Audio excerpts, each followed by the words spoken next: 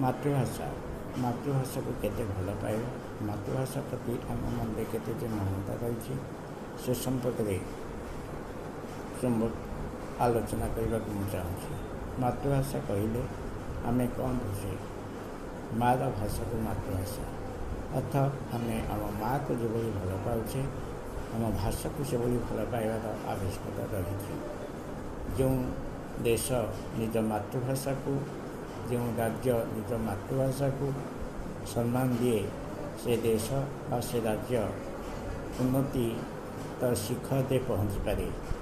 मातृभाषा रे अध्ययन करवा मातृभाषा रे शिक्षादान करवा निहाती अपरिहार्य कारण गोटे पिला बा छात्र बा छात्री निज मातृभाषा जमी तार पाठ्यक्रम को बुझे सक्षम हुए अन्य कौन भाषा बुझा निश्चिंत समय लगे। ये कहुए मार भाषा मातृभाषा को आम प्रथम गभीर भाव अध्ययन करवा बुझा शिखा एवं से भाषा प्रति आमर ममता रखा।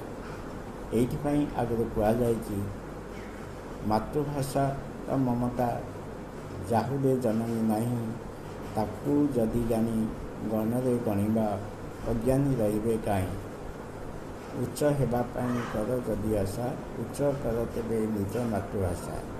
यहाँ हूँ मातृभाषा दिवस अभिलाष एवं कामना।